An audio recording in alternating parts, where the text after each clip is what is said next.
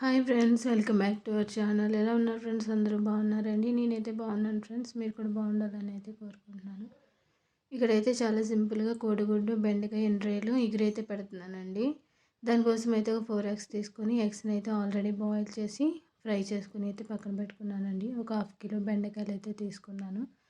బెండకాయలను కూడా కట్ చేసుకుని పక్కన అయితే పెట్టుకున్నాను. తర్వాత ఎండ్రాయిల్ని చక్కగా ఒక 4 సార్లు అయితే కడుక్కొని పక్కన పెట్టుకున్నానండి.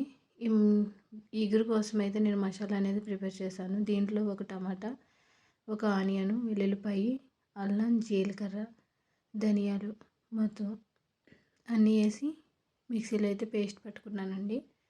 ఒక 2 ఆనియన్స్, ఒక 2 టమాటాలు, 2 పచ్చిమిర్చి అయితే తీసుకున్నాను.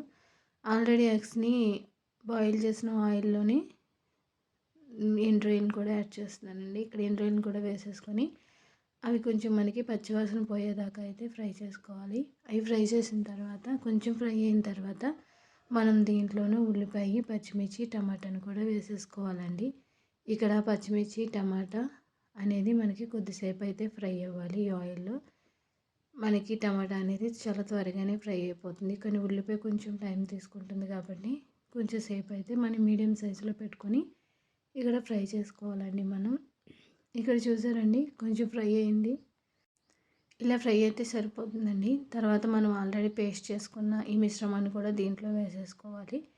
తర్వాత టేస్ట్కి సరిపడా ఉప్పు, కొంచెం పసుపు అయితే వేసుకుంటున్నాను. మనం అన్నీ కూడా ఇక్కడ పచ్చివే పేస్ట్ చేసుకున్నాం. ఉల్లిపాయ, టమాటా, వెల్లుల్లిపాయ, జీలకర్ర, అల్లం అన్నీ కూడా, కాబట్టి అవి కూడా కొంచెం పచ్చివాసన పోయేదాకా బాగా ఫ్రై అవ్వనివ్వాలండి. ఇక్కడ కొద్దిసేపు అయితే ఒక 2 మినిట్స్ అండ్ 3 మినిట్స్ అయితే బాగా ఫ్రై అవ్వాలండి. మనకి ఇక్కడ ఆయిల్ అనేది సపరేట్ అవ్వాలి మనకి, అప్పుడే మనకి ఇది బాగా ఫ్రై అయినట్టు. చూసారండి, ఇక్కడ ఈ మిశ్రమం అంతా కూడా బాగా ఫ్రై అయ్యింది. మనం ఈ పేస్ట్ వేయటం వల్ల ఏంటంటే కర్రీ అనేది గ్రేవీ వస్తుంది. ఇక్కడ మనం పులుసు కాకుండా ఎగిరి పెట్టుకుంటున్నాం కాబట్టి మనకి గ్రేవీ అనేది చాలా బాగా వస్తుందండి. అందుకనే నేను ఈ మసాలా పేస్ట్ అయితే వేసాను. తర్వాత మనం కట్ చేసుకున్న బెండకాయలను కూడా దీంట్లో వేసేసుకోవాలి. చాలామంది పులుసు పెట్టుకుంటారు, పులుసు చాలా ఇష్టంగా తింటారండి. కానీ పులుసు తినని వాళ్ళు ఇలా ఎగురు కూడా చేసుకొని తినచ్చు. ఎండ్రాయిల్ వేసుకొని చాలా బాగుంటుందండి.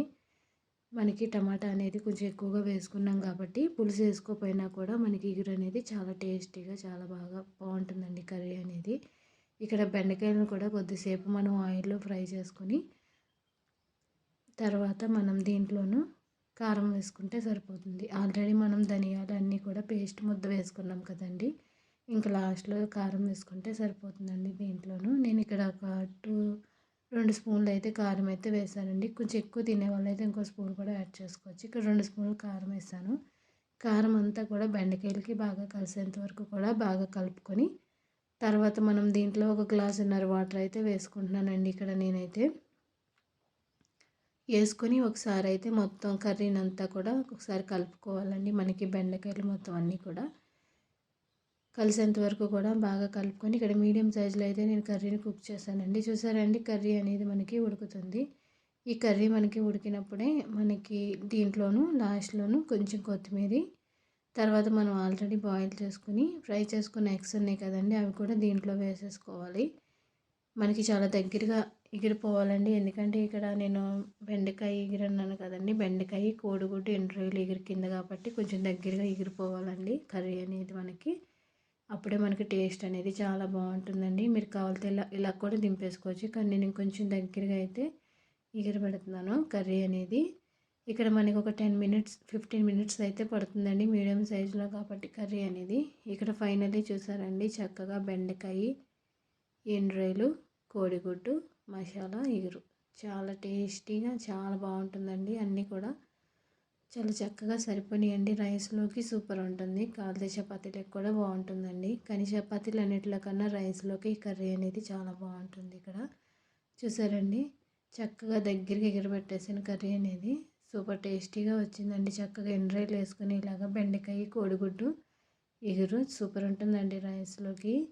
ఇక్కడ నేనైతే ఈ కర్రీని రైస్లోకి అయితే తీసుకుంటున్నాను.